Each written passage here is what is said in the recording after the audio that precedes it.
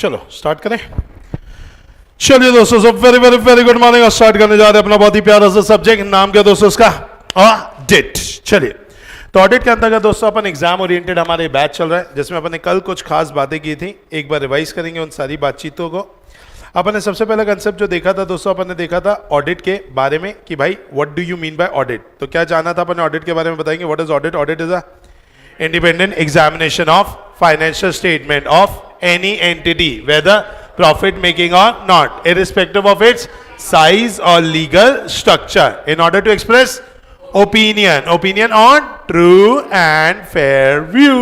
याद आ रहा है? Okay, true and fair view का मतलब हमने समझा था तीन चीजें होती है। एक होता है पी, एक होता है आर, एक होता है डी। वे P stands for policies, R stands for regulations and D stands for disclosures. वे पॉलिसीज कैसी होनी चाहिए बेटा? एक्सेप्टेबल होनी चाहिए एंड कंसिस्टेंट होनी चाहिए। रेगुलेशन में अपन ने पढ़ा था इंटरनल एंड एक्सटर्नल, और डिस्क्लोजर में पढ़ा था all and material. Okay, next अपन ने बातें किया था कि भाई जो इंडिपेंडेंस है वो बहुत ही इंपॉर्टेंट है। इंडिपेंडेंस का मतलब अपन ने समझा था that means the judgment of one person should not be subordinate to the wishes of another person. जो भी इंसान को काम करना है वो कैसे मैनर पे करना है? अनबायस्ड मैनर पे। अलग से इंडिपेंडेंस के बारे में बहुत सारे लोगों ने बोला हुआ है, मतलब बहुत सारे कंसेप्ट्स ने बोला है, जिसमें पहला है स्टैंडर्ड्स ऑन ऑडिटिंग, दूसरा है हमारा कंपनीज एक्ट, और तीसरा है हमारा chartered accountancy act. Okay, next बात अपन ने किया था दोस्तों ऑडिट के बारे में कि भाई जो ऑडिट होता है, ऑडिट के अंतर्गत हमने समझा था difference between audit and accounting. मैं जानना चाहता हूं किसमें सीए होना जरूरी है? ऑडिटिंग। किसमें एग्जामिनेशन होता है? ऑडिटिंग। किसमें रिकॉर्डिंग होता है? अकाउंटिंग। क्या खत्म होता है तो क्या चालू होता है? अकाउंटिंग खत्म होता है तो ऑडिटिंग चालू होता है। किसके लिए आपको सर्वत्र नॉलेज होना जरूरी है? ऑडिटिंग। किसमें सिर्फ अकाउंट्स का नॉलेज होना जरूरी है? अकाउंटिंग। किसके अंतर्गत आप जो है ओपिनियन देते हैं? ऑडिटिंग। और किसके अंतर्गत आप सिर्फ रिकॉर्डिंग करते हैं? अकाउंटिंग। याद आ रहा है? ओके, हमने उसके बाद पढ़ा था टाइप्स ऑफ ऑडिटर, जिसमें अपने दो ऑडिटर्स पढ़े थे। एक होता है इंटरनल ऑडिटर और एक होता है एक्सटर्नल ऑडिटर। एक होता है इंटरनल और एक होता है एक्सटर्नल। इंटरनल ऑडिटर किसका बंदा होता है? मैनेजमेंट का, इसलिए it is he is appointed by the management. और जो एक्सटर्नल ऑडिटर होता है वो शेयर होल्डर का बंदा होता है। ओके, जो इंटरनल ऑडिटर होता है भाई, वो इंटरनल ऑडिटर का इंडिपेंडेंट होना जरूरी नहीं है, लेकिन एक्सटर्नल ऑडिटर का इंडिपेंडेंट होना जरूरी है। इंटरनल ऑडिटर किसके हिसाब से काम करता है? मैनेजमेंट के। एक्सटर्नल ऑडिटर किसके हिसाब से काम करता है? लॉ के। इंटरनल ऑडिटर जो है वो देखता है कंप्लीटनेस ऑफ अकाउंटिंग रिकॉर्ड्स, वो देखता है एडहेरेंस टू मैनेजमेंट पॉलिसी, वो देखता है सेफगार्डिंग ऑफ एसेट्स। तो एक्सटर्नल ऑडिटर जो है वो क्या करता है बताइए? Only independence examination of financial statements. याद आ रहा है? ओके, नेक्स्ट अपन ने देखा था कि भाई जो हमारा इंटरनल ऑडिटर होता है वो इंटरनल ऑडिटर की रिपोर्ट तैयार करता है, और रिपोर्ट बना के किसको देता है? मैनेजमेंट को। लेकिन एक्सटर्नल ऑडिटर रिपोर्ट किसको देता है बताइए? शेयर होल्डर्स को। याद आ रहा है ये कंसेप्ट? पक्का? अच्छा, कौन सा इंडिपेंडेंट होना जरूरी है? बता। External auditor. और किसका इंडिपेंडेंस नहीं भी होगा तो भी चलेगा? Internal auditor. समझ में आ गया? पक्का? चलिए, तो ये बातें अपन ने कल की क्लास में दोस्तों कर लिया था। ठीक है, आ जाओ। अब आज की क्लास में अपन और एक्स्ट्रा कुछ पढ़ेंगे। ठीक है, ओके, वहीं पर चलिए। नेक्स्ट एक और हम कंसेप्ट पढ़ने जा रहे हैं आज की क्लास में, और जो कंसेप्ट का नाम क्या है दोस्तों? That is audit versus investigation. चलो, इस कंसेप्ट के बारे में पढ़ेंगे, ऑडिट वर्सेस इन्वेस्टिगेशन। भाई ये इन्वेस्टिगेशन क्या होता है? कहीं सुना है क्या वर्ड इन्वेस्टिगेशन? यस, कहाँ सुना है? CID, दया, दरवाजा तोड़ो। यस, तो अगर अपन बात करें दोस्तों तो इन्वेस्टिगेशन अपन ने बेसिकली CID में सुना है। और इन्वेस्टिगेशन कहाँ किया जाता है? जहां पे कुछ गड़बड़ हो। समझ में? तो एक वर्ड है ऑडिटिंग और एक वर्ड है इन्वेस्टिगेशन। क्या ये दोनों बातें सेम हैं? तो answer is no. There is a difference between audit and investigation. सबसे पहला डिफरेंस तो ये हो जाता है कि इन्वेस्टिगेशन सिर्फ तभी होगा जब वहां पे कुछ तो भी गड़बड़ होगा, लेकिन ऑडिट गड़बड़ हो उसके बाद हो जरूरी नहीं है। Audit is a normal process जो कि हर समय कराया जाता है, भले ही वहां पे फ्रॉड हो या ना हो। लेकिन इन्वेस्टिगेशन तभी होगा जब वहां पे क्या होगा? फ्रॉड होगा। क्या ये बात समझ में? ओके, दूसरा मैं जानना चाहूंगा कि कौन सा ज्यादा अंदर घुस करके किया जाता है, ऑडिट की इन्वेस्टिगेशन? इन्वेस्टिगेशन। क्यों? क्योंकि पता है कि वहां पर क्या है? फ्रॉड है। तो अगर अपन बात करें तो बेसिकली अगर हम बात करें तो ऑडिट के अंतर्गत अगर देखा जाए तो भाई वहां पर फ्रॉड अभी हुआ नहीं है, तो इसीलिए वहां पर पक्की बात नहीं है कि भाई वहां पर हमें अंदर घुसना पड़े, लेकिन इन्वेस्टिगेशन में पता है कि फ्रॉड हुआ है, तभी तो दया को बोलते दरवाजा तोड़ो। हर किसी का दरवाजा नहीं तोड़ना है, जहां पता है कि लाश अंदर है वहीं कहीं तो दरवाजा तोड़ना है ना, तो जहां गड़बड़ हुआ है वहीं का दरवाजा तोड़ना है। तो इन्वेस्टिगेशन क्या है? क्रिटिकल एग्जामिनेशन है, क्योंकि हमें पता है कि वहां पर कुछ तो भी गड़बड़ है, लेकिन ऑडिट जो है वो इतना क्रिटिकल एग्जामिनेशन होता नहीं है। अच्छा, मुझे बताइए किसमें ज्यादा चीजें कवर करते हो? ऑडिट में ज्यादा वैरायटी ऑफ चीजें कवर करते हो कि इन्वेस्टिगेशन में ज्यादा वैरायटी ऑफ चीजें? ऑडिट में। क्यों? क्योंकि इन्वेस्टिगेशन में पता है कि हमें पता है कि सेल्स में गड़बड़ हुई है, तो फिर हम उस सेल्स के लिए हम खामाखा फॉर एग्जाम्पल एक्सपेंसेस नहीं देखेंगे, खामाखा फॉर एग्जाम्पल हम इनडायरेक्ट इनकम नहीं देखेंगे। लेकिन जब ऑडिट कर रहे हैं तो इनडायरेक्ट इनकम भी देखनी है, इनडायरेक्ट एक्सपेंसेस भी देखने, डायरेक्ट एक्सपेंसेस भी देखने। तो अगर इन्वेस्टिगेशन की बात की जाए तो investigation is a narrow concept and audit is a broad concept. कोई भी डाउट? चलो नेक्स्ट अगर मैं बात करूं ऑडिट और इन्वेस्टिगेशन के बारे में, तो मैं जानना चाहूंगा दोस्तों कि आज अगर मैं ऑडिट की बात करता हूं तो ऑडिट के अंतर्गत अगर आपको कंपनी लॉ का ज्ञान हो तो हमें ऑडिटेड फाइनेंशियल स्टेटमेंट अडॉप्ट करनी पड़ती है। कहां पर? एजीएम में। Very good. और एजीएम कब होती है? सितंबर, मोटा माटी अगस्त सितंबर। क्यों? क्योंकि भाई एजीएम के लिए लॉ क्या बोलता है भाई? आपको 6 मंथ्स के अंदर करना पड़ेगा from the end of financial year. तो ऐसे केस के अंतर्गत आपको सितंबर तक के करना पड़ेगा। अब आप मुझे ये बताइए दोस्तों, अगर सितंबर के पहले पहले होनी चाहिए एजीएम, तो इसका मतलब है आपको जुलाई अगस्त में क्या करना पड़ेगा?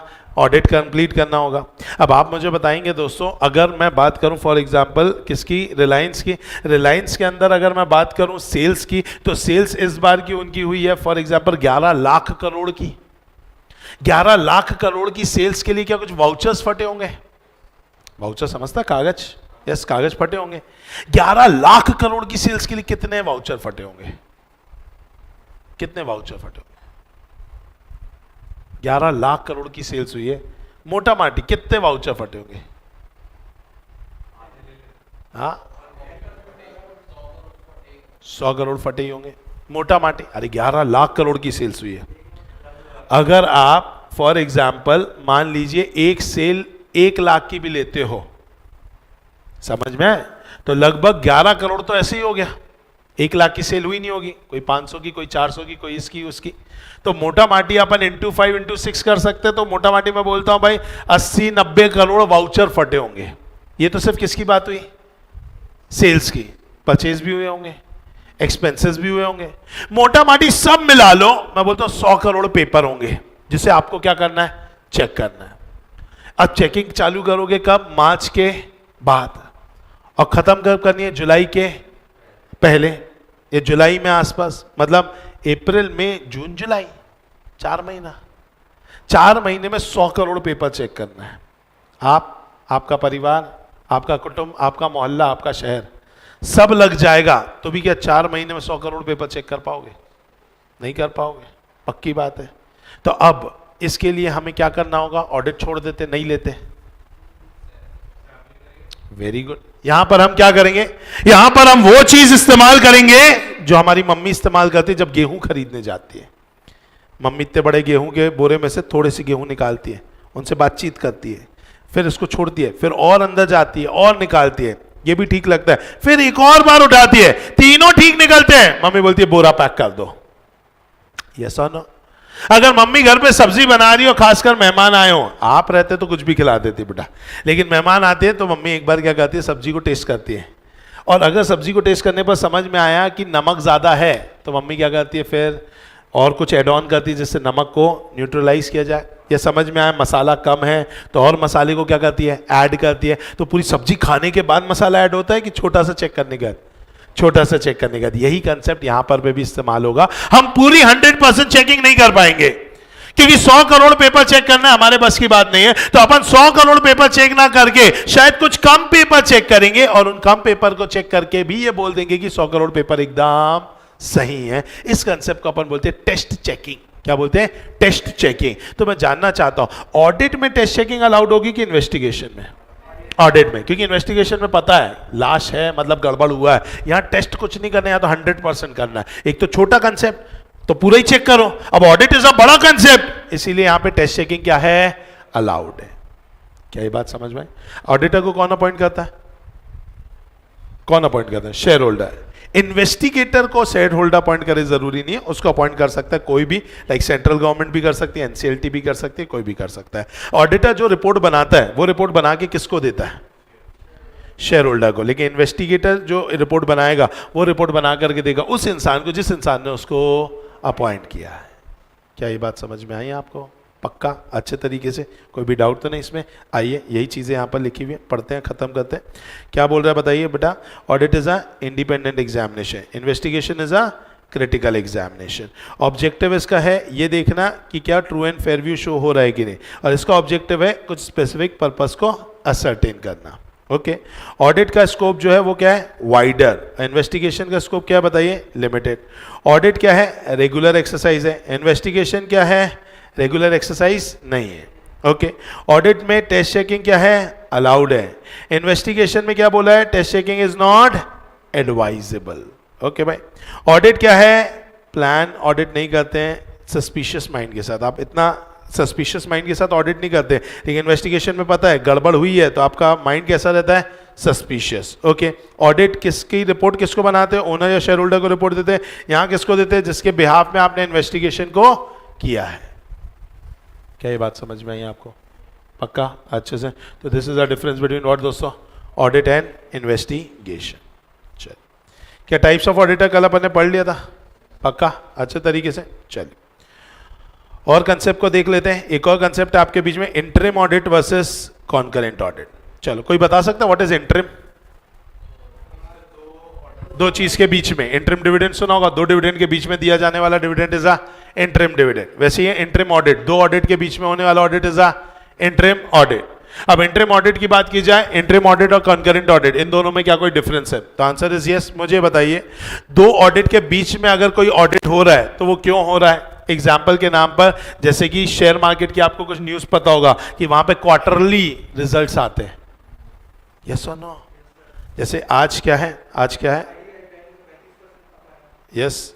तो आज अगर बात किया जाए भाई, आज अगर आप देखेंगे फॉर एग्जांपल अलग अलग है। आज जैसे HDFC न्यूज़, ठीक है, आज अपन HDFC न्यूज़ डाला तो आपके सामने अभी न्यूज़ आएगी जो कि आ नहीं रही है, जल्दी आ जा।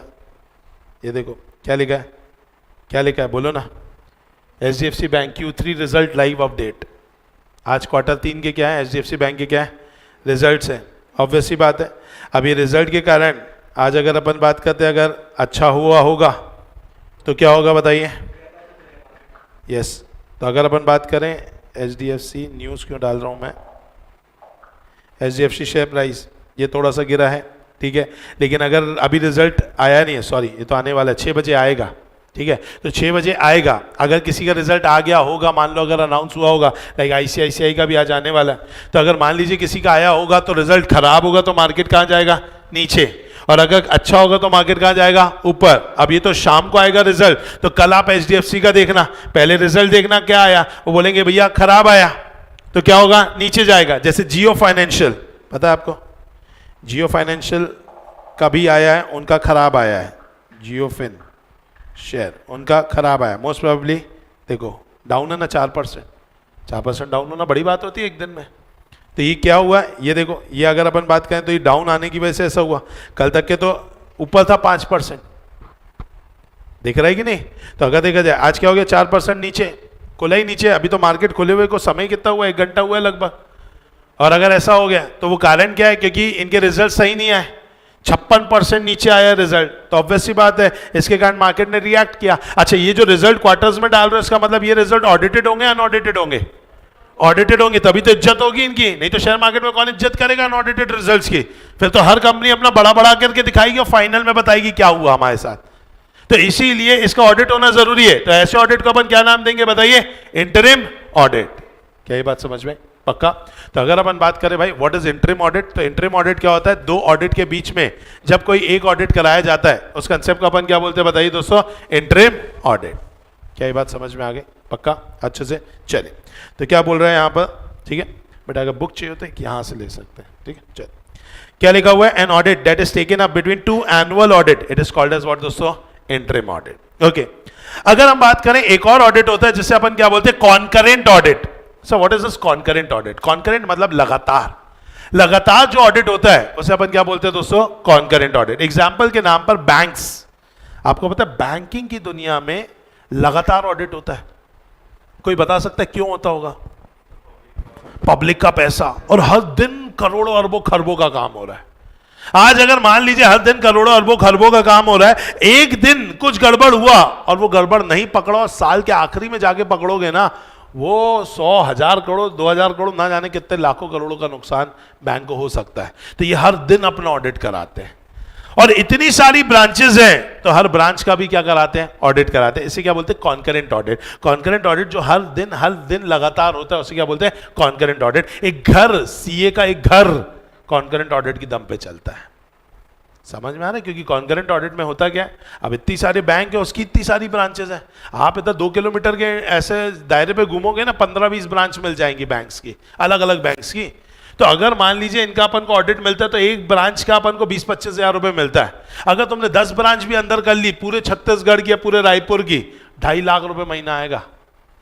और उसके ऑडिट करने में ज्यादा कुछ नहीं है, अपन को लगेगा एक तो आर्टिकल बेटा दिहाड़ी लेबर, समझ में आ, दिहाड़ी जो मजदूरी करता है बेटा मस्त एकदम 750 रुपये महीने वाला, वो एक लगेगा, ठीक है, उसको भेज देने का बैंक में, और वो अपने लिए क्या लेकर के आएगा बताओ, 25,000 रुपये, वहां बैठ करके सिर्फ चेक करने का है। समझ में? तो कॉन्करेंट क्या है, it implies verification of transaction of a year on a continuous basis. Continuous basis में जो काम होता है उसे अपन क्या बोलते हैं, बोलो ना, कॉन्करेंट ऑडिट। लेकिन अब एक चीज समझो, एक ब्रांच जो बैंकर काम कर रही है, बहुत काम होता है, हर दिन लाखों के ट्रांजैक्शन हो रहे हैं।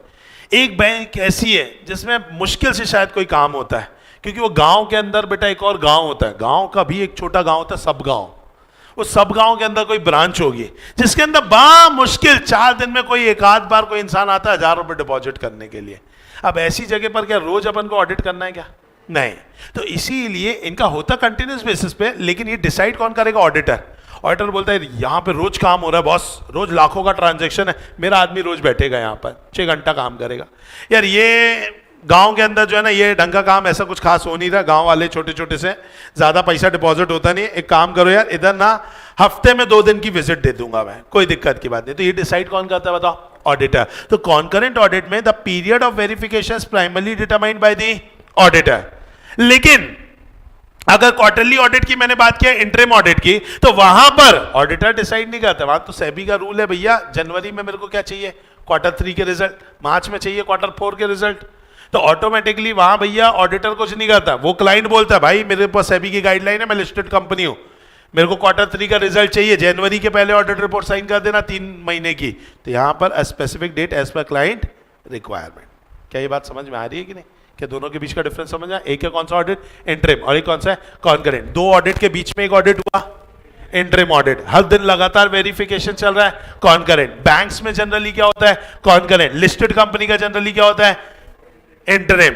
अरे आया कि नहीं आया? पक्का? अच्छा, बैंक का हर दिन हो रहा है तो हर दिन ट्रायल बैलेंस बनाते होंगे, क्या लग रहा है? हर दिन ट्रायल बैलेंस बनती हो, मजाक लग रहा है ट्रायल बैलेंस बनाना? तुमसे एक बार में टैली नहीं होता है, बताओ क्या हर दिन वहां बैठ करके ट्रायल बैलेंस बनाओगे क्या? The answer is no. इसका मतलब हर दिन उसकी ट्रायल बैलेंस नहीं बनेगी। लेकिन ये जो 3 महीने का ऑडिट होगा, क्वार्टर, इसका ट्रायल बैलेंस बनेगा। यस तो क्या बोला है, a trial balance is drawn and verified with a view to prepare financial statement. But यहाँ पे a trial balance may be drawn with a view to establish arithmetical accuracy, but ये हर दिन बनता नहीं है, इसलिए मे लिखा है। क्या लिखा है बेटा? मे, जरूरत पड़ेगी तो। अच्छा, इंटरिम पीरियड का फाइनेंशियल स्टेटमेंट बनेगा तो ही इसका क्या होगा, ऑडिट। यहाँ कॉन्करेंट का रोज फाइनेंशियल स्टेटमेंट नहीं बनता, रोज थोड़ी ना ट्रेडिंग पीएनएल ड्रॉ करोगे। तो financial statement are not prepared for the period of concurrent audit, but financial statement are prepared and authenticated for interim audit. क्या ये बात समझ में? एसेट की वेरिफिकेशन, ये एसेट को गिनना, ये जो होता है ये कब होता होगा? क्या कॉन्करेंट ऑडिट में होता होगा हर दिन गिन के जा रहे हैं? Answer no. Asset and liability are verified only at the time of finalization, but यहां पे asset and liabilities are verified for interim balance sheet purpose. बोलो कोई भी डाउट? फिक्स है? ये एग्जाम में नहीं आएगा, ये सिर्फ ज्ञान के लिए दिया था, ये वाला डिफरेंस बिटवीन, ठीक है? थोड़ा आइडिया होना चाहिए, क्योंकि इससे रिलेटेड कुछ बातें आपको आगे मैं पढ़ाऊंगा, यहां तक समझ में? But internal auditor, external auditor important है, ऑडिट इन्वेस्टिगेशन इंपॉर्टेंट है, ऑडिट अकाउंटिंग इंपॉर्टेंट है। यहां तक के कोई भी डाउट है दोस्तों? पक्का? अच्छे से चलो, अब आते हैं थोड़े से नए कंसेप्ट की ओर बढ़ रहे हैं, ठीक है? तो जो नए बच्चे भी हैं आपको भी समझ में आएगा बेटा यहां से। चलो, अगर हम आज बात करेंगे तो नेक्स्ट कंसेप्ट के बारे में बात करने वाले हैं, उसका नाम है क्वालिटीज ऑफ ऑडिटर। किसके बारे में पढ़ने वाले बेटा? Qualities of auditor. ये एग्जाम में अच्छा खासा पूछा जाता है, ठीक है? बहुत इजी सा कंसेप्ट है। बात की जा रही है कि एक ऑडिटर में क्या क्या होनी चाहिए, बताइए क्या क्या गुण होने चाहिए, क्या क्या क्वालिटी होनी चाहिए। अब क्वालिटी के नाम पे अगर बात की जाए तो दो प्रकार की क्वालिटी की बात होगी बेटा। एक होती है टेक्निकल क्वालिटी, एक होती है पर्सनल क्वालिटी। एक होती है कौन सी? Technical quality. एक होती है कौन सी? Personal quality. What is technical quality? Technical quality का मतलब है बेटा सब्जेक्ट का नॉलेज। आज आप जितने भी सब्जेक्ट पढ़ रहे हो तो आप अपने लिए टेक्निकल क्वालिटी बढ़ा रहे हो। कौन सी क्वालिटी बढ़ा रहे हो? Technical quality. सब्जेक्ट लाइक आप कौन कौन से सब्जेक्ट पढ़ रहे हो बताओ बेटा?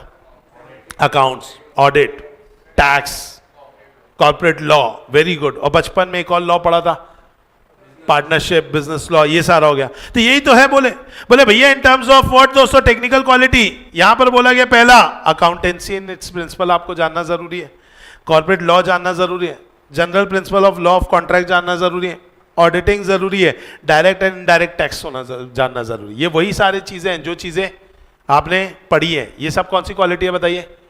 Technical quality. समझ में? फिर एक और क्वालिटी अपन पढ़ने वाले हैं जिसका नाम क्या है? Personal quality. कौन सी क्वालिटी बेटा? Personal quality. वो सारी क्वालिटी जो आपके अंदर दूर दूर तक नहीं है बेटा, उन सारी क्वालिटी के बारे में यहां पे बातचीत होगी। आईसीआई चाहता है कम से कम वो बना ही लेना बेटा, इसीलिए आपको बता रहे कौन कौन सी क्वालिटी। पहली क्वालिटी का नाम है इंटीग्रिटी। क्या नाम है बताइए? Integrity. What is integrity? Very good बेटा। ज्यादातर बच्चों को तो पता ही नहीं था कि इंटीग्रिटी क्या होता है। जो पता ही नहीं है तो वो होगी कहां से बेटा? इसको बोलते हैं हॉनेस्टी बेटा। क्या बोलते हैं? हॉनेस्टी। क्या बोलते हैं बताइए? ऑनेस्टी। अगर अपन बात करें तो पहली चीज जो एक ऑडिटर से नीडेड है वो है इंटीग्रिटी, ईमानदारी।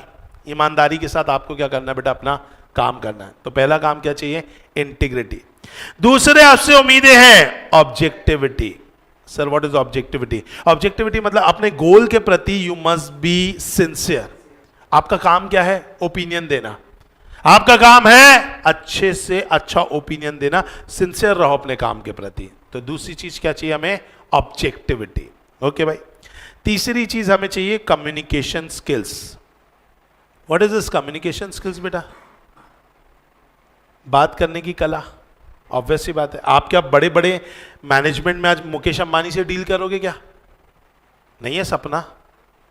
है रिलायंस का ऑडिटर बनने का सपना कि यहीं बेटा नथुराम किराना स्टोर का ऑडिटर बनना है? किसका बनना है? रिलायंस का ना। बड़े बड़े लोगों से बातचीत करना है ना, बात करने का लहजा होना चाहिए।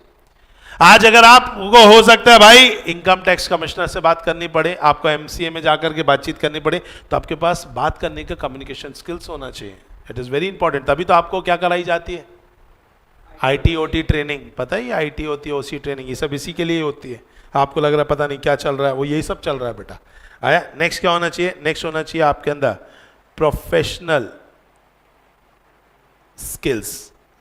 प्रोफेशनल स्किल्स मतलब भाई जो प्रोफेशनली, अगर हम बात करें भाई आपके अंतर्गत होना चाहिए कि भाई जो भी आपको प्रॉब्लम, आपको पता होना चाहिए कि भाई एक सीए को कैसे काम को करना है। स्किल्स होनी चाहिए ना। आप सीए बन गए, डिग्री दे दी, बोले भाई काम करना चालू करो, आप बोले सर कहां से चालू करूं, आइडिया ही नहीं है। अगर ऐसी हरकतें रहेंगी तो क्या आपको कोई काम पे रखेगा क्या? 2010 की बात है, CA final all India rank 1, 36 lakh के पैकेज में उस जमाने में क्या किया था? कंपनी ने उठाया था, क्योंकि उसके अंदर प्रोफेशनल स्किल्स नहीं थी। तो एक साल के बाद बोला था 4.5 लाख रुपए देंगे, रुकना है रुको, नहीं रुकना छोड़ दो जॉब, क्योंकि तुम्हारे अंदर क्या नहीं है? प्रोफेशनल स्किल्स नहीं है, डमी आर्टिकलशिप किए हुए हो, तुमको पता ही नहीं है। तुमको लाके कंपनी में छोड़ा कि ऑडिट चालू करो, तो हमसे पूछो कहां से चालू करूं। तो अगर अपन बात करें भाई, तो आज आप समझ रहे हैं, तो ऐसे कैसे काम चलेगा? आपके अंदर क्या होनी चाहिए? प्रोफेशनल स्किल्स होनी चाहिए, नहीं तो काम नहीं चलेगा भाई। 36 लाख रुपए में लिया, मतलब 4 लाख रुपए महीने में लिया हुआ, 3 लाख रुपए महीने में आदमी लिया हुआ को बोल रहे 4 लाख रुपए साल में रुकना है तो रुक, नहीं तो छोड़ दे। ऐसी इज्जत कर दी। ये प्रोफेशनल स्किल्स। तब से आर्टिकलशिप में बहुत रूल्स चेंज हुए, आपको तो नहीं पता, हमारे टाइम पे बहुत लीनियंट था आर्टिकलशिप, आपके केस में बहुत स्ट्रिक्ट कर दिया है। समझ में आया कि नहीं आया? पक्का? तो पहला क्या था बताइए? इंटीग्रिटी। दूसरा ऑब्जेक्टिविटी। तीसरा कम्युनिकेशन स्किल्स। फिर कौन सा बताइए? Professional skills. नेक्स्ट है भाई professional judgment. So what is this professional judgment? Professional judgment मतलब भाई जो भी बोलो बहुत सोच समझ करके बोलो। कोई भी काम कर रहे हो, कुछ भी कर रहे हो, थोड़ा सोच समझ करके करो ना। ऐसे ही आपको कुछ भी नहीं कर देना है। तो आपके अंदर प्रोफेशनल क्या होने चाहिए? जजमेंट होना चाहिए।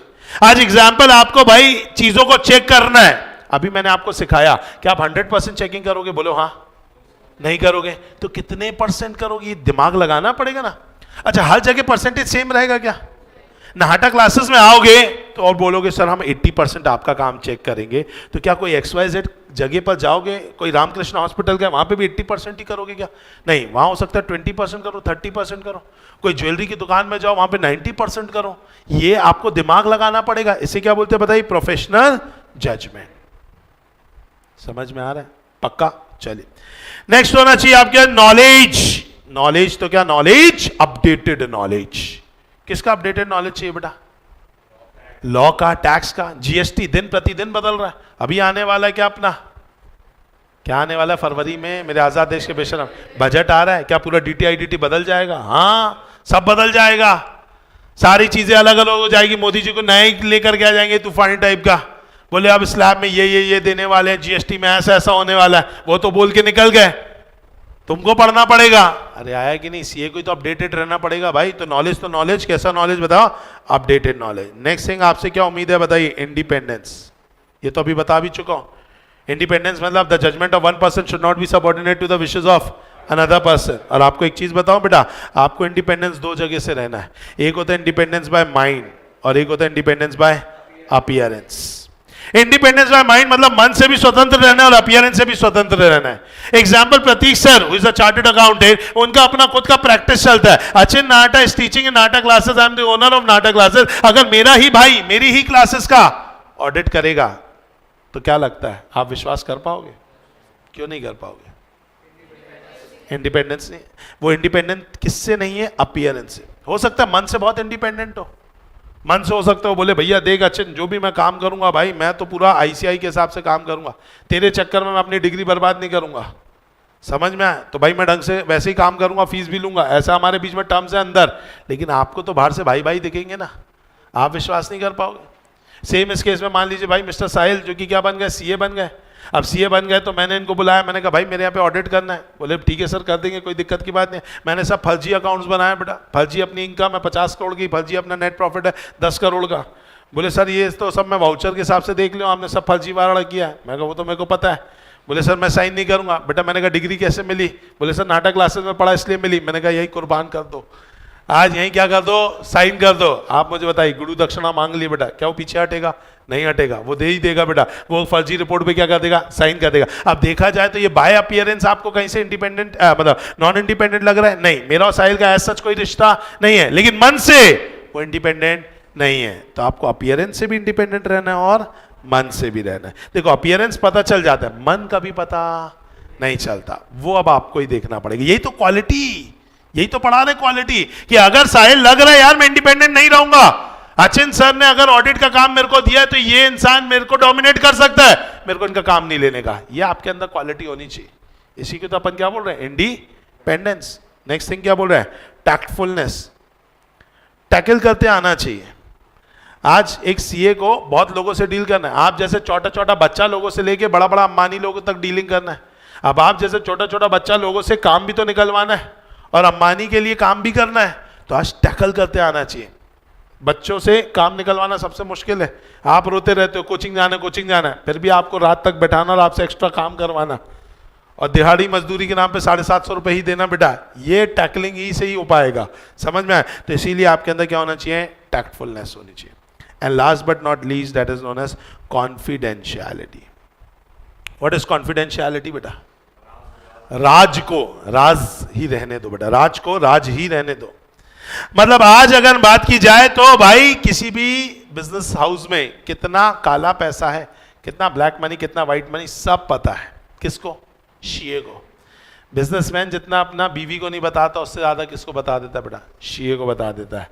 अपने बच्चों को जितना नहीं बताता उतना सीए को बता रहता है। समझ में आ रहा है कि नहीं आ रहा है? तो आज अगर क्या ये सीए को उठा करके बाहर माइक लेकर के चालू हो जाना चाहिए ना, ये आदमी का पूरा फाइनेंशियल स्टेटमेंट खराब है, ये आदमी ने पूरा इतना ब्लैक मनी कमाया, कैसा होना चाहिए क्या? नहीं, इसको बिल्कुल ऐसा काम नहीं करना। राज को राज ही रहने तो आपको पता है, आप चुप रहो, आपको बताने की जरूरत नहीं है। प्लस लेकिन दो ऐसी जगह जहां पर आपको बताना ही पड़ेगा। पहला, if it is required by law, and दूसरा, if it is permitted by client. अगर क्लाइंट ने बोला है बता दो तो बता देना चाहिए। एग्जाम्पल, मैंने लोन लेकर के रखा है बेटा बैंक से 5 करोड़ रुपए का। मेरा जो ऑडिटर है, मैंने उस ऑडिटर को बोल दिया भाई देख बैंक के मैनेजर ने बुलाया है, उसे कुछ चीज़ें जाननी है, ठीक है, और इन्फॉर्मेशन तुम्हारे पास है। अपन ने जिंदगी में कभी कोई गलत काम नहीं किया, उसको बता देना, सब सच सच बता देना, क्योंकि मुझे 5 करोड़ के लोन की जरूरत है, कुछ मत छुपाना भाई, मैं तेरे को बोल रहा हूं। तो मैंने क्या दे दिया है? परमिशन, वो सब बता देगा। या दूसरा, if it is required by law, कई बार लॉ बोलता है कि भाई तुम्हें बताना पड़ेगा। एग्जाम्पल, इनकम टैक्स की रेड पड़ेगी तो एक ही इंसान है जो अंदर से बाहर आ सकता है, लेकिन बाहर से अंदर आ सकता है, अंदर से बाहर नहीं जा सकता, वो है सीए।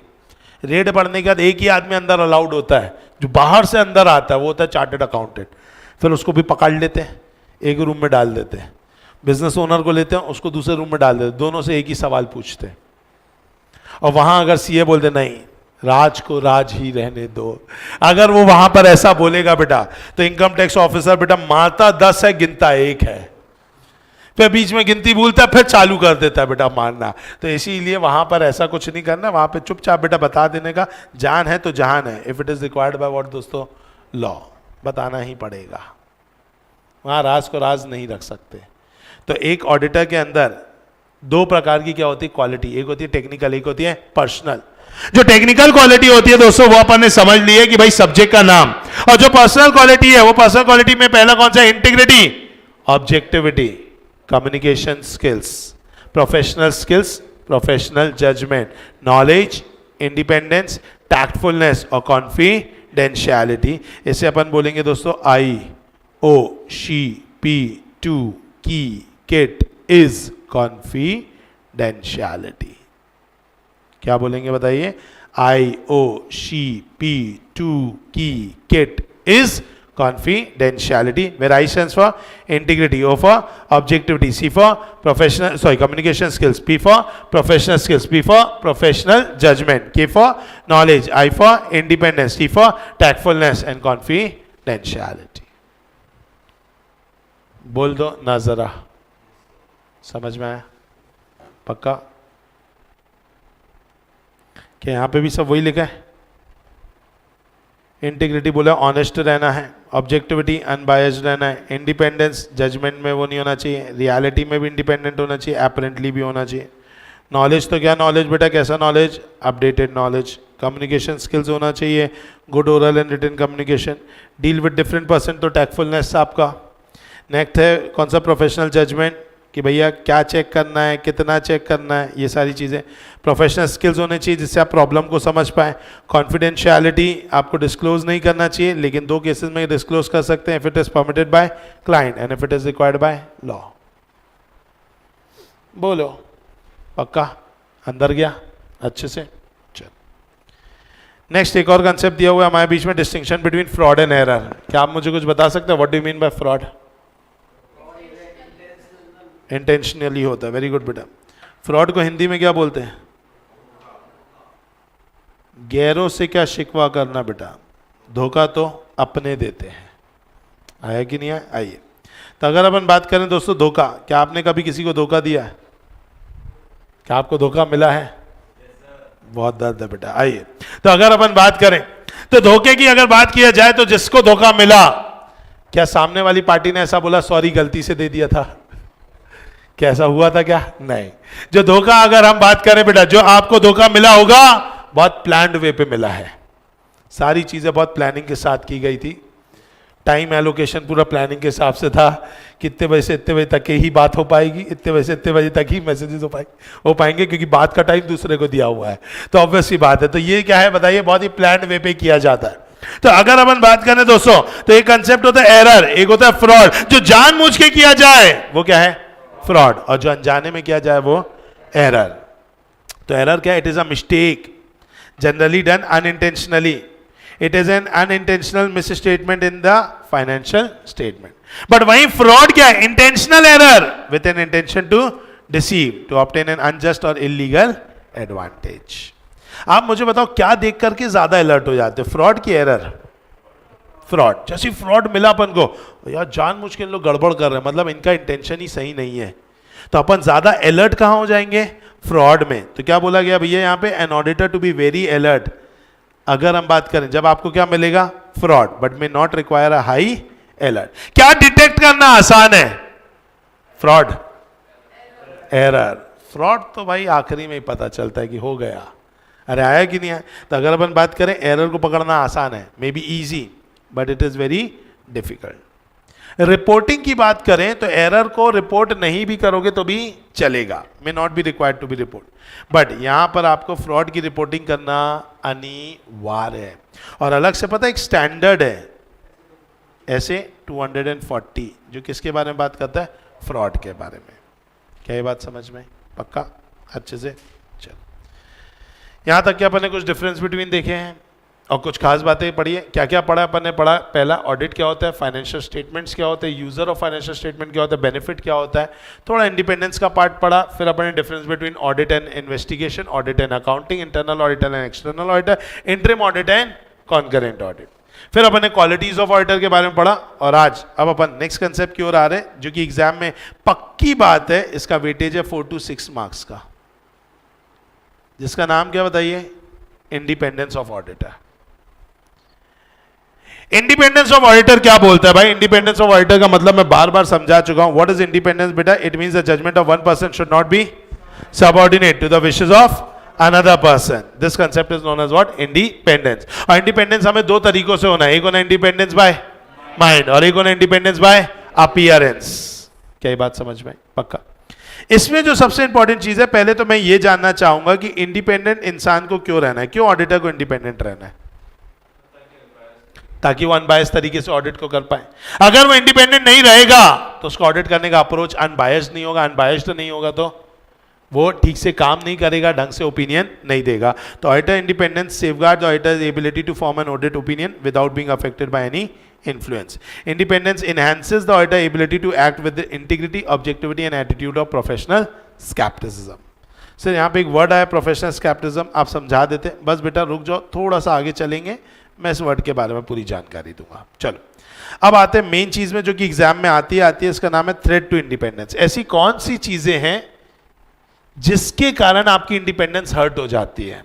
तो उसे 5 चीजों में डिवाइड किया गया है। कितनी चीजों में बताइए? 5 चीजों में डिवाइड किया गया। बोला गया है कि थ्रेट आता है इंडिपेंडेंस में बिकॉज ऑफ, पहला that is self interest threat, दूसरा होता है सेल्फ रिव्यू थ्रेट, तीसरा होता है एडवोकेसी थ्रेट।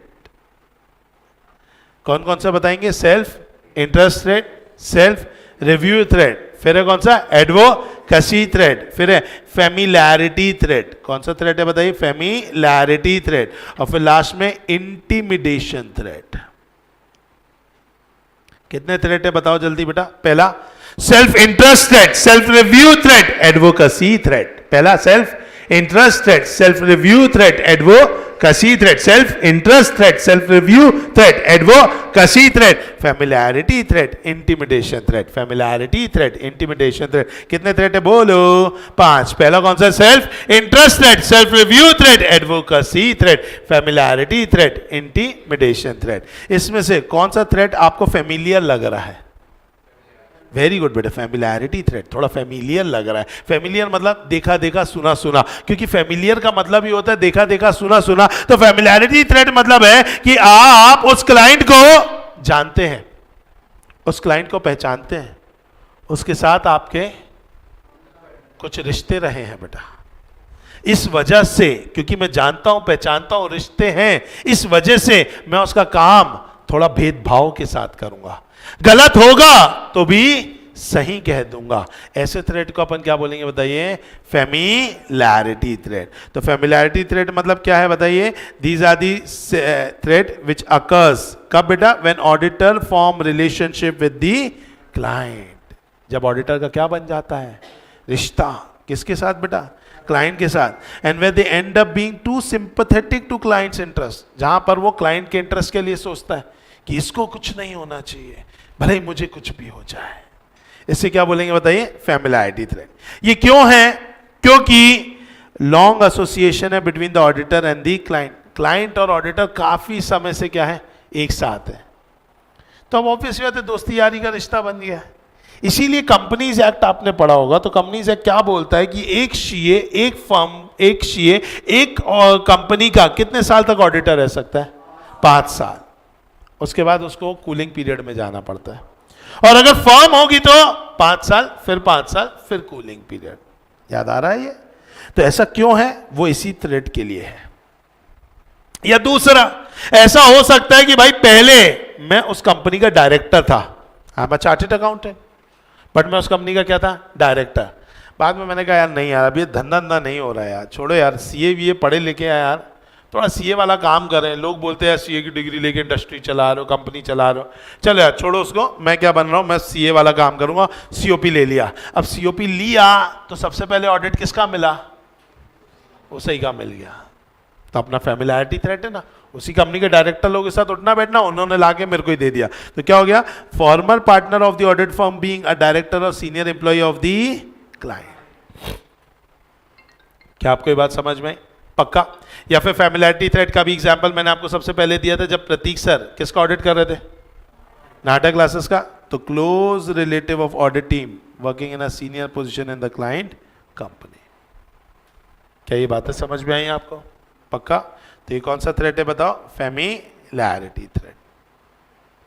कोई भी डाउट? चलिए दूसरा कौन सा है? Intimidation threat. What is intimidate? धमकाना, धमकी देना, इसे क्या बोलते हैं? इंटिमिडेट। मतलब ऑडिटर क्या नहीं कर रहा होगा? साइन नहीं कर रहा होगा, और क्लाइंट उसको क्या बोलेगा? धमकी देगा कि अगर कल का उगता हुआ सूरज देखना चाहते हो तो इस ऑडिट रिपोर्ट पे क्या कर दो? साइन कर दो। सर ऐसा कोई करता है क्या?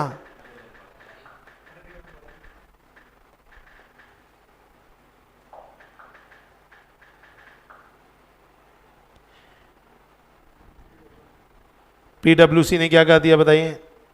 रिजाइन कर दिया। पीडब्ल्यूसी ने रिजाइन कर दिया। क्यों रिजाइन कर दिया? तो यहां पर उन्होंने क्यों रिजाइन किया? क्योंकि क्योंकि क्योंकि क्योंकि क्योंकि क्योंकि क्योंकि क्या लिखा हुआ है यहां पे कि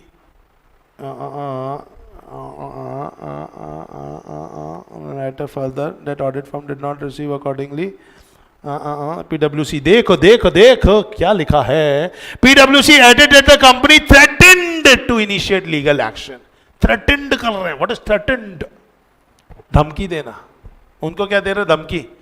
अगर तुमने बेटा मेरी ऑडिट रिपोर्ट साइन नहीं किया ना, तुम्हारे खिलाफ इतने चार्जेस लगवाऊंगा ना, इतने केस करवाऊंगा। तुम लोग तो प्रोफेशनल लोग हो, तुम्हारे पास समय नहीं है। मैं हूं अनिल अंबानी, मेरे पास भयंकर समय है, क्योंकि पैसा नहीं है तो समय ही समय है। समझ में आए? तो ऑब्वियस सी बात है। तो इसीलिए मेरे पास भयंकर समय है, मैं तुम्हारे खिलाफ क्या करूंगा? बहुत सारे केसेस करवा दूंगा। अगर तुमने क्या नहीं किया? ऑडिट रिपोर्ट पे साइन नहीं किया। ऐसे थ्रेट को अपन क्या बोलेंगे बताओ?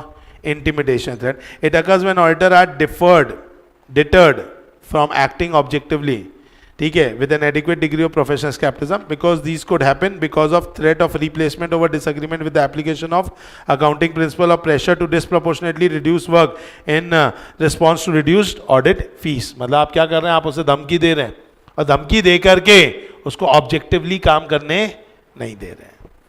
कितने थ्रेट्स हैं मैं भूल गया। पहला कौन सा था? Self interest threat, self review threat, advocacy threat, familiarity threat, intimidation threat, जिसमें अपन ने कितने पढ़ लिए? 2। पहला फैमिलियरिटी थ्रेट, दूसरा इंटिमिडेशन थ्रेट। अब पढ़ेंगे कौन सा? Self interest threat. Self interest threat नाम से ही बता रहा है कि मेरा खुद का फायदा है।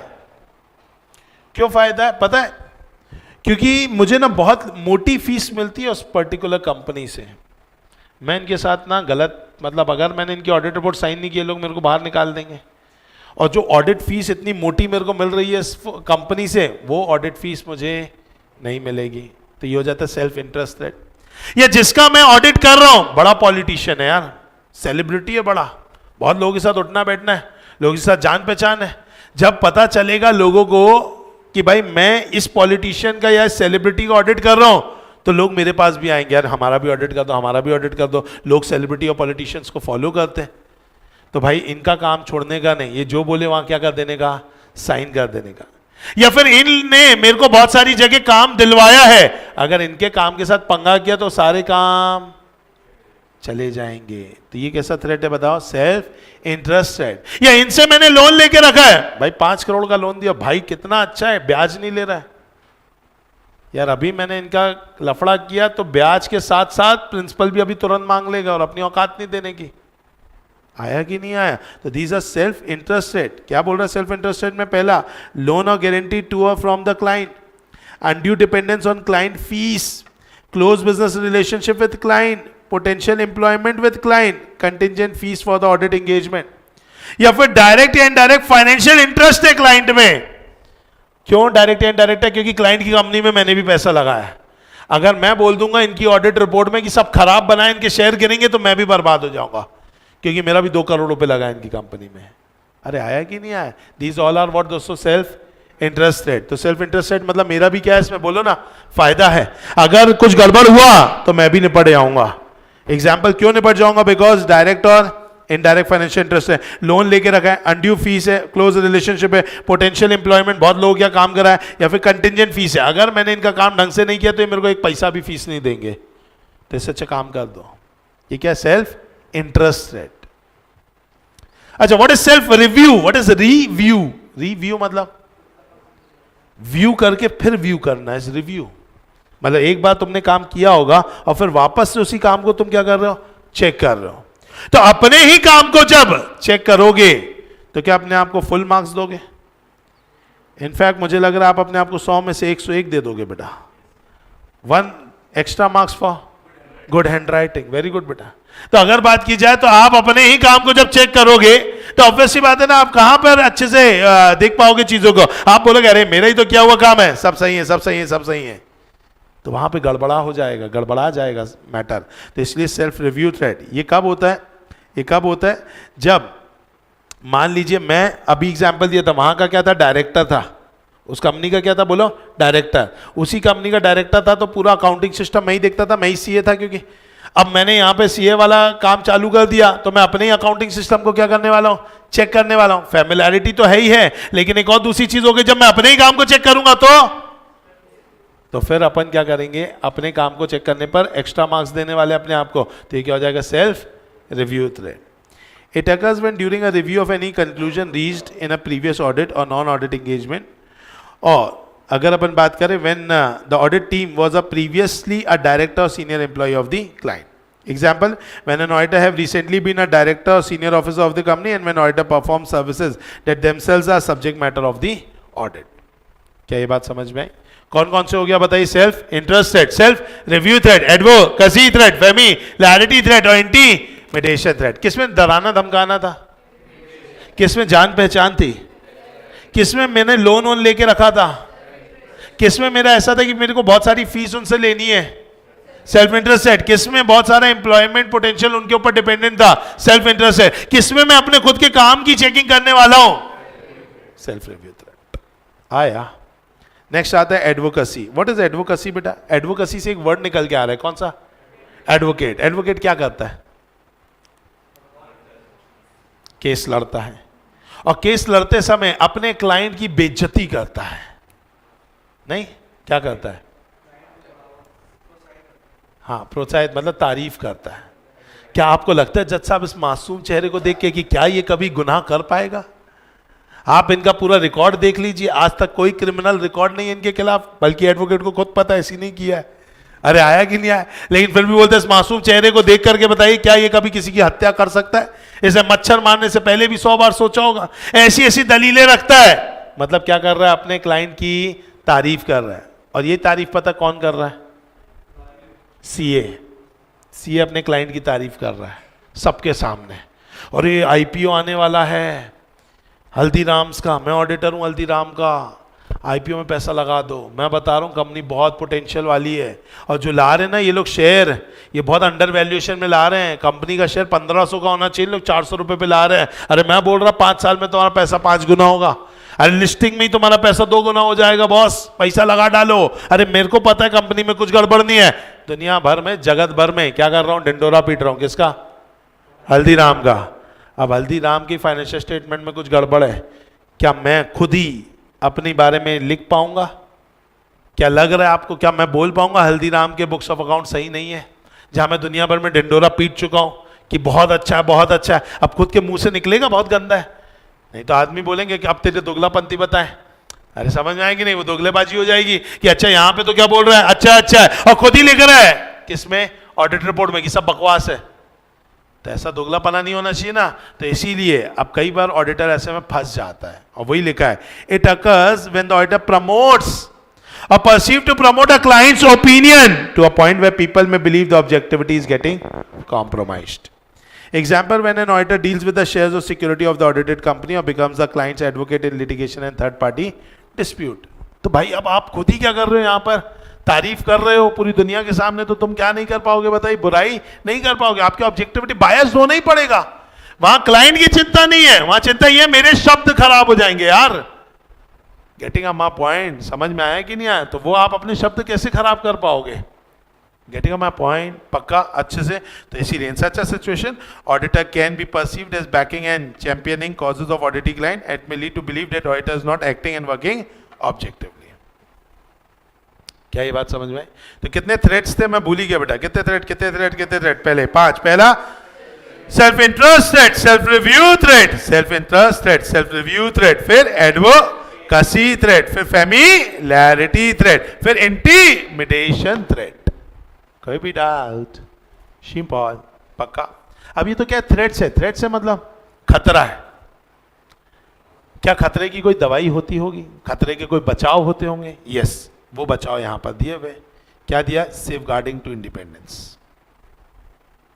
आपको अगर ये खतरा है तो इस खतरे के लिए आपको क्या करना चाहिए? तो पहली चीज बोला गया है कि जब आपको पता है कि आपकी इंडिपेंडेंस हर्ट है, तो पहले जब कोई काम आए तो उस पर यह चेक करो क्या आपकी इंडिपेंडेंस को खतरा है क्या। क्या बोला बेटा? जब कोई काम आए तो यह चेक करो क्या इंडिपेंडेंस को कोई खतरा है क्या। तो before taking any work an auditor must consciously consider whether it involves threat to the independence. हाँ सर इंडिपेंडेंस में खतरा है तो उस काम को मत लो। Very good. अगर हम बात करें अगर मान लीजिए auditor is unable to fully implement an adequate safeguard then he must not accept the work. अच्छा, कई बार ऐसा भी होता है कि इंडिपेंडेंस पे अगर खतरा तो है लेकिन उस खतरे को टाला जा सकता है। एग्जाम्पल, मैंने उस कंपनी का ऑडिटर बनने जा रहा हूं जिस कंपनी के मेरे पास शेयर्स है, तो मुझे अब क्या कर देना चाहिए? शेयर्स बेच देना चाहिए। सिंपल कंसेप्ट है। तो when such threat exist the auditor should either desist from the task और put in place safeguard to eliminate them. भाई सेफगार्ड लगा लो, शेयर्स बेच दो। नहीं साहब नहीं बेच पाऊंगा, कंपनी ग्रो कर रही है और 100 करोड़ के ऊपर का मेरा इन्वेस्टमेंट है, मैं अभी नहीं बेच सकता हूं, दिक्कत हो जाएगी, छोटी सी ऑडिट फीस के चक्कर में लंबा दिक्कत है। ठीक है भाई, ऑडिट मत ले, कोई दिक्कत की बात नहीं। तो 3 पॉइंट्स ने ये बातें लिखी हैं। क्या लिखी है? कि बिफोर आपको ऑडिट लेने से पहले इंडिपेंडेंस को चेक करना है। इंडिपेंडेंस अगर नहीं को खतरा है तो कुछ आपको क्या करना पड़ेगा? आपको कुछ क्या करना पड़ेगा बताइए दोस्तों? आपको कुछ ऐसी चीजें करनी पड़ेगी जिससे आप सेफगार्ड कर पाए, और नहीं कर पा रहे हैं तो क्या करना चाहिए? काम नहीं लेना चाहिए। और उसके बाद ऊपर के जो 2 पॉइंट है बेटा, वो बता रहे महिमा। किसकी महिमा? इंडिपेंडेंस की। क्या बोल रहे हैं?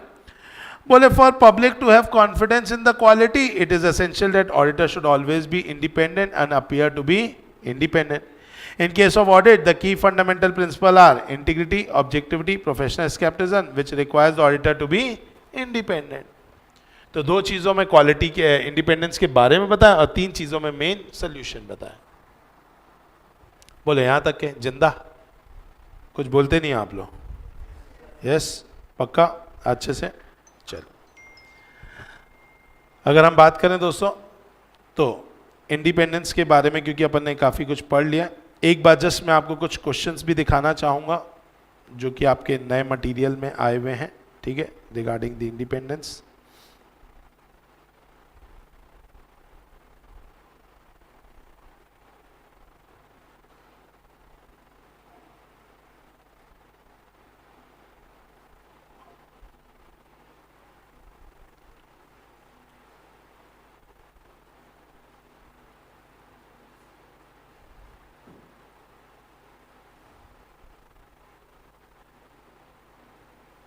ओके अगर अपन बात करें यहाँ पर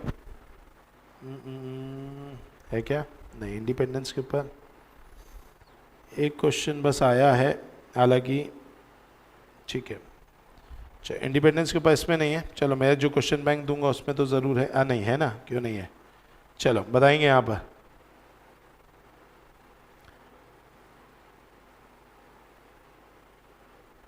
दिख रहा है आपको यहाँ पर?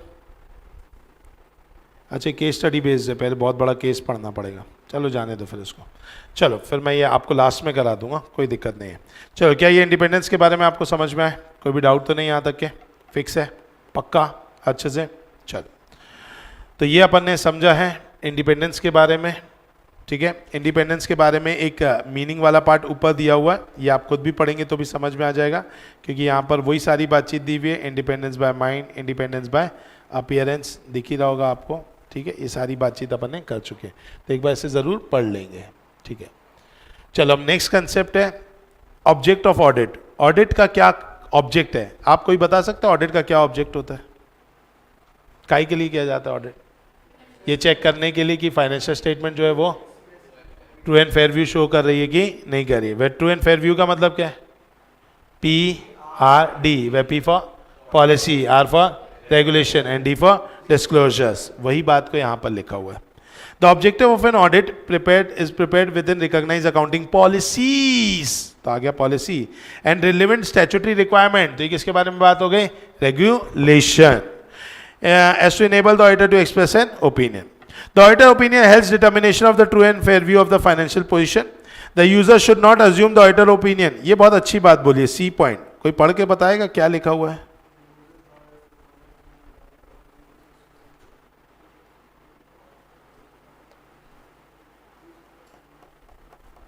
क्या बोल रहा है सी पॉइंट?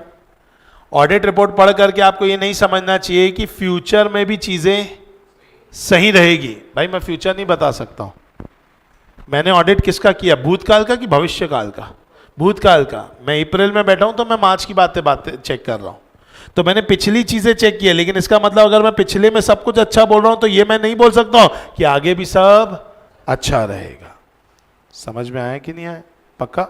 चल, ये एक बहुत इंपॉर्टेंट क्वेश्चन है और मैक्सिमम बच्चे इसमें गलत आंसर लिख करके आते हैं, क्योंकि आईसीआई के मॉड्यूल में ही इसका आंसर थोड़ा गलत दिया है। क्वेश्चन आता है what are the types of audit, तो जनरली बच्चा जो लिख करके आता है वो अलग अलग आंसर होते हैं, या तो बच्चा लिख करके आ जाता है इंटरनल ऑडिट और एक्सटर्नल ऑडिट, लेकिन एक्चुअली में यहाँ पर ऑडिट का जो टाइप्स ऑफ ऑडिट है इसमें आंसर आएगा आपका दो।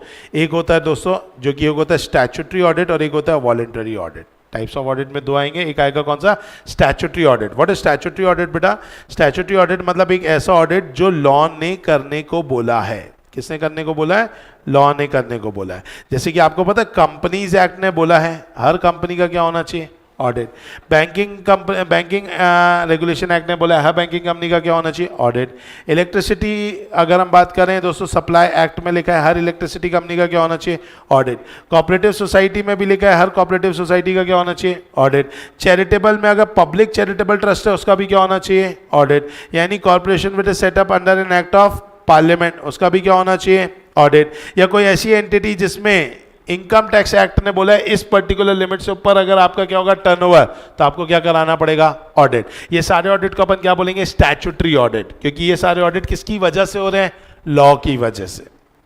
वॉलंटरी ऑडिट मतलब भाई जैसे कि पार्टनरशिप फर्म्स, इनको कराने की जरूरत नहीं है, एचयूएफ को कराने की जरूरत नहीं है, सोल प्रोप्राइटी को कराने की जरूरत नहीं है, मतलब इनका कोई भी लीगल रिक्वायरमेंट नहीं है ऑडिट कराने का, लेकिन फिर भी ये क्या कराते हैं बताइए? ऑडिट कराते हैं। क्यों ऑडिट कराते हैं? क्योंकि इन्हें कुछ काम रहता है। एग्जाम्पल, बैंक से लोन चाहिए तो बैंक वाले ने क्या बोला? ऑडिटेड फाइनेंशियल स्टेटमेंट लेकर के आओ।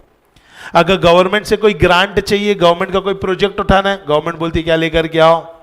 ऑडिटेड रिपोर्ट लेकर के आओ। तो some may be required to get their accounts audited on the directive of government, but the important motive of getting account lies in the advantages that follow from an independent professional audit. क्या यहाँ तक ये चीजें समझ में आई? पक्का? अच्छे से। तो ये एक बेसिक है हमारा यूनिट नंबर 1, जो कि मैंने आपको क्या कर दिया यहाँ पे कंप्लीट करा दिया, ठीक है। यूनिट नंबर 1 में अगर हम बात करें तो एक बस टॉपिक हमारा और बचा है जिसे अभी अपन कंप्लीट कर ही लेंगे, जो कि आपको पेज नंबर 3 में देखने के लिए मिलेगा, और ये भी एक इंपॉर्टेंट टॉपिक है। क्या है? बताइए relationship of what? Auditing with other disciplines. Disciplines का मतलब है सब्जेक्ट। जैसा मैंने आपको कल की क्लास में आखिरी में बताया था कि जितने भी सब्जेक्ट पढ़ रहे हो सबका अंत कहां होना है? ऑडिट में। तो मतलब कहीं ना कहीं कुछ ना कुछ रिश्ता होगा ऑडिट का, किसके साथ? अदर सब्जेक्ट के साथ। जैसे अकाउंट्स आपने पढ़ा था, इसके साथ भी रिश्ता है। मैथ्स आपने पढ़ा था, इसके साथ भी रिश्ता है। स्टैट्स पढ़ा, इसके साथ भी रिश्ता है। इकोनॉमिक्स पढ़ा, इसके साथ भी रिश्ता है। लॉ पढ़ा, लैंग्वेज पढ़ा, कंप्यूटर इंफॉर्मेशन सिस्टम पढ़ा, बिजनेस ऑपरेशन पढ़ा, बिहेवियरल साइंस पढ़ा या फाइनेंशियल मैनेजमेंट पढ़ा। ये जितने सब्जेक्ट पढ़ रहे हो या पढ़ोगे, इन सब का किसके साथ रिश्ता है? ऑडिट के साथ। आइए सबसे पहला रिश्ता पढ़ेंगे अकाउंट्स का। अकाउंट्स का क्या रिश्ता है आप ही बताइए? क्यों हमें अकाउंट्स का नॉलेज होना चाहिए? क्योंकि आप ऑडिट ही किसका करने वाले हैं? और फाइनेंशियल स्टेटमेंट में अकाउंटिंग ही तो होती है। अकाउंट्स का ही नॉलेज नहीं होगा तो काहे का ऑडिट करोगे बेटा? समझ में आए कि नहीं आए? तो पढ़िए क्या लिखा है। Auditor provides opinion on financial statement. Accounting and auditing are closely related with each other as auditing reviews the financial statement which are nothing but a result of overall accounting process. Audit begins when accounting ends. It requires that auditor must have a thorough sound knowledge of what दोस्तों generally accepted accounting principle before he can review the financial statements. चलो next क्या बोला है? गणित। गणित का क्यों ज्ञान होना चाहिए बेटा? क्योंकि बेसिक मैथ्स क्या है? Plus minus into divide. अगर यही करते नहीं आएगा तो कैसे आप सब चीजों को ऐड करोगे? कैसे आप उनको डिवाइड मल्टीप्लिकेशन करके चीजों को निकालोगे? आज निकालना तो पड़ेगा। एग्जाम्पल, अगर मैंने जीएसटी 18,000 भरा है तो मेरी सेल्स कितने की हुई होगी? 1 लाख। निकाला गणित करके। अगर गणित पढ़ा ही नहीं होता तो ये सब निकाल पाते क्या? नहीं ना। तो ये कैलकुलेशंस तो मस्ट है अपने लिए। तो ऑब्वियस ही बात है, इसमें अपन को बहुत डीप मैथ्स की जरूरत नहीं, लेकिन प्लस माइनस इनटू डिवाइड तो पता होना चाहिए, ग्रेटर देन लेस देन तो पता होना चाहिए। तो वही चीज यहां पे लिखी है। ऑडिटर डील्स विद व्हाट दोस्तों? Financial figures and amount that appear in the financial statement. It requires knowledge of calculation involved in computing various things like depreciation, provision for tax. It has to make comparison and perform ratio analysis. Next है stats. While performing audit, auditor examines the transaction on test checking basis, wherein auditor is required to select the sample. क्या statistics में पढ़ा था sampling theory? सुना था? ये इसी दिन के लिए ही पढ़ाया गया था। आपको नहीं समझ में आया था उस दिन क्यों पढ़ा रहे हैं? वो इस दिन के लिए पढ़ा रहे थे। तो यही चीज है, ठीक है। उसके बाद फिर क्या लिखा है? इकोनॉमिक्स। इकोनॉमिक्स का क्या काम है होगा? क्या हमें देश की इकोनॉमी के बारे में पता होना चाहिए? आज कई बार ऐसा हो सकता है कि भाई देश के अंदर अगर मान लीजिए आपको पता होना चाहिए हमारा जीडीपी कहाँ है, हमारा देश कहाँ है, ग्रोथ पे, डिक्लाइनिंग पे क्या है। अगर हमारे देश में सब त्राही त्राही चल रहा है, सब डिप्रेशन पे चल रहा है, डिप्रेशन मतलब सब कुछ नीचे है, जीडीपी डाउन है, और मैं बता रहा हूं भैया मेरे को सुपर नेट प्रॉफिट हुआ, पिछले 20 साल में जितना प्रॉफिट नहीं हुआ इस साल हो गया, क्या ऐसा हो सकता है? क्या नहीं हो सकता ना। तो ये समझना जरूरी है। इकोनॉमिक्स ही तो समझाएगा आपको कि देश का जीडीपी डाउन है तो हमारा भी ये भी डाउन होना चाहिए। अच्छा, मैंने पिछली बार कुछ इंटरेस्ट दिखाया होगा जो कि मैंने बैंक को पे किया होगा। इस बार आरबीआई की गाइडलाइन आई है, देश बहुत तरक्की कर रहा है, बोले इंटरेस्ट रेट हम डाउन कर देंगे। इस बार का इंटरेस्ट रेट जो है वो मेरा डाउन कम लिखा होना चाहिए कि और ज्यादा लिखा होना चाहिए था? कम लिखा होना चाहिए था। मैंने और ज्यादा बड़ी एंट्री पास कर दी। क्या ये मैंने सही किया कि गलत किया? गलत किया। इस सब का ज्ञान आपको कहां से आएगा जब आपके पास किसका ज्ञान होगा? Economics. Before conducting audit, auditor need to obtain knowledge regarding business and economic environment. Thus, economic concepts are required to performing audit in a meaningful way. Example, auditor must be aware of interest rate going on in the market so that he can easily identify the fraud committed by the management. Next, law. क्या law के बारे में भी हमें पता होना चाहिए? क्योंकि अभी मैंने आपको बताया ट्रू एंड फेयर व्यू मतलब किस किस का? PRD, where R stands for regulation, मतलब law he.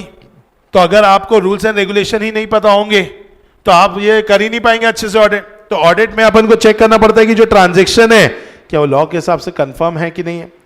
For example, in audit of partnership firm, he has to check if interest on capital has been provided in the accounts even in absence of partnership deed, and if so he has to mention in the audit report, क्योंकि वहां पे contravention हुआ है किसका, partnership act का, क्योंकि जब तक पार्टनरशिप की डीड में आईओसी नहीं लिखा होगा तब तक आप क्या नहीं दे सकते interest on capital. Next, language, उसको कम्युनिकेट करते आना चाहिए, तो उसका गुड कमांड होना चाहिए लैंग्वेज में। फिर है क्या, CIS, what is CIS, computer information system. आज की डेट में मुझे बताइए दोस्तों, क्या सारा काम कंप्यूटर की मदद से हो रहा है? आज अमेजन है, फ्लिपकार्ट है, ज़रूरत है, सब कुछ कैसी कंपनी है जो किससे चल रही है, सॉफ्टवेयर की दुनिया में चल रही है। अब आपको कंप्यूटर का नॉलेज ही नहीं होगा तो आप मुझे बताइए क्या आप ऑडिट कर पाएंगे कि ऐसी कंपनियों का? नो। तो इसलिए क्या बोला है, most of the client maintain their accounts in computer information system, working knowledge on computer is required for auditor to conduct an audit. Today a number of organization are carrying out their financial accounting activity with the help of computer which can document, record, collate, allocate and value accounting data. To carry out data in a computerized environment, the auditor should have a good knowledge of the component. Simple. Okay, next क्या दिया, business operation. क्या आपको SM का knowledge होना चाहिए, financial management का, sorry strategic management का? Yes. तो भाई अगर अपन बात करें तो आज अगर अपन बात करें, in financial statement of client result of various operation are shown. Example, finance, sale, personal, payroll. Until auditor has knowledge about the basic business operation, he cannot judge their financial result. आपको पता होना चाहिए, तभी तो SM पढ़ा रहे हैं आपको। SM में धंधा ही तो समझोगे, बिना धंधा समझे आप समझ ही नहीं पाओगे कि क्या इनको प्रॉफिट होना चाहिए कि लॉस होना चाहिए, क्या ये सही बता रहे कि गलत बता रहे। आप मुझे बताइए, कोरोना काल आया होगा तो every business must be at loss. बोलो, हर बिजनेस लॉस में होगा ना कोरोना काल में? कोई ऐसा सेक्टर है जो प्रॉफिट अर्न कर रहा था? Medical sector, very good. और grocery, very good. Coaching classes, ये सब किस में थे बताइए? प्रॉफिट में ही थे आज। लेकिन कोचिंग क्लासेस में भी ऐसी कोचिंग क्लासेस जिसने अपने आप को ऑनलाइन किया हो। अगर हम फेस टू फेस ही बैठे रहते तो कोरोना काल में हम भी ठप हो जाते। बहुत लोगों की कोचिंग क्लासेस बंद हुई है, लेकिन जिन लोगों ने IT की मदद ली, ऑनलाइन गए, तो कई लोग तो वारे न्यारे हो गए। लाइक बाईजूस का वैल्यूएशन हुआ $22 बिलियन। कितना होता है? कितना बेटा? $22 बिलियन। होमवर्क लिख लेंगे बेटा इसको, ठीक है? कितना हो रहा है? 10 लाख, 23 करोड़। आगे तो समझ ही नहीं आ रहे, 23 करोड़ के आगे जवान लड़खड़ा जा रही है। 623 करोड़, 2600 करोड़, 1,82,000 करोड़, 1,82,000 करोड़ की कोचिंग क्लास। तुम समझ रहे हो? यस और नो? नीचे 2 जीरो और थे क्या? हाँ, मतलब वो तो डॉट के बाद थे बेटा।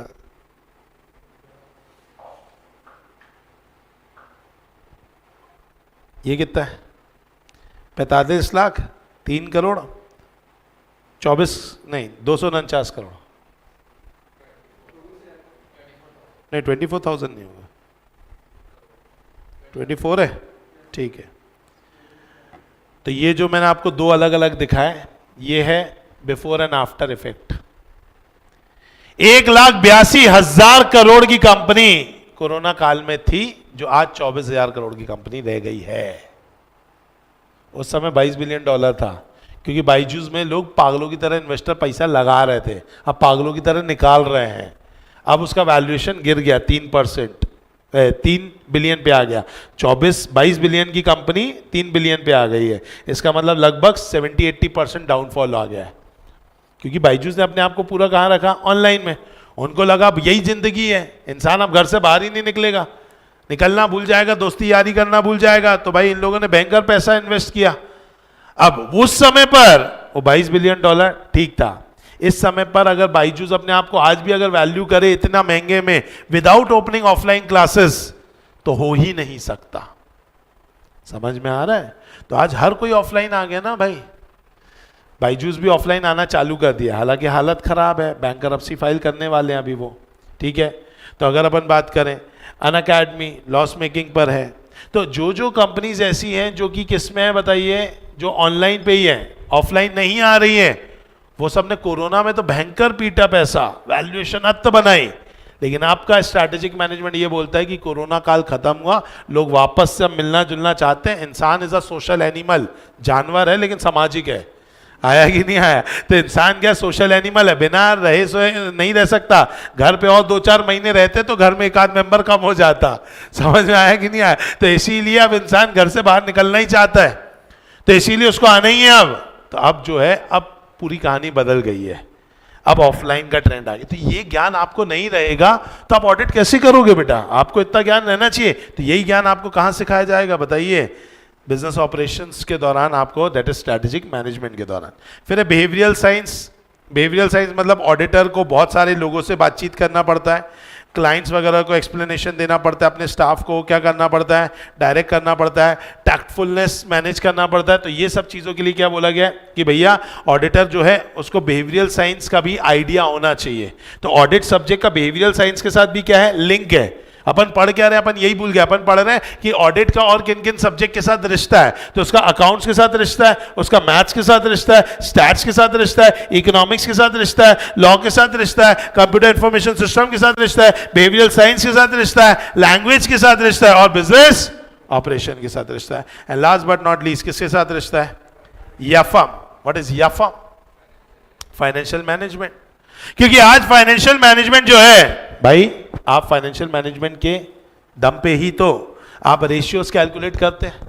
आगे जाकर के ऑडिट में आपको रेशियोज का बहुत बड़ा रोल है, बहुत बड़ा रोल है। रेशियोज के बिना काम ही नहीं चलेगा ऑडिट में। और रेशियोज आपने कहां सीखा बोलो?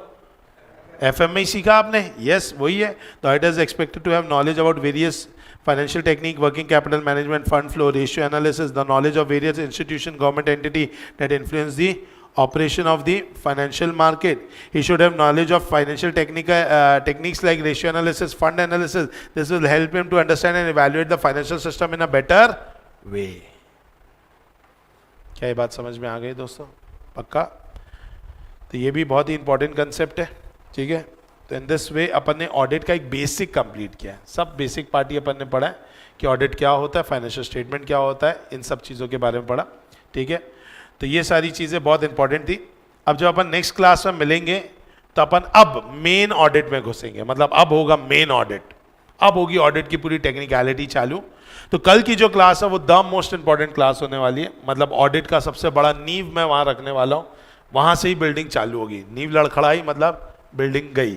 तो इसीलिए कल अपन जो बात करेंगे वो दो चीज़ों की बात करेंगे, basic principle governing and audit और ऐसे 200 the most important standard in terms of auditing. अगर अपन बात करें ये दो स्टैंडर्ड्स के बारे में होगा, ठीक है। तो दो चीज़ों के बारे में अपनी बातचीत होने वाली है कल की क्लास में, that will be considered as the most important thing. समझ में आया दोस्तों? पक्का? तो आज के लिए अपन कर रहे हैं इतना ही दोस्तों, मिलेंगे अपन नेक्स्ट क्लास में और करेंगे आगे की बातें, ठीक है। चलो भाई, thank you so much, tata बाबा, सी या, बाय बाय।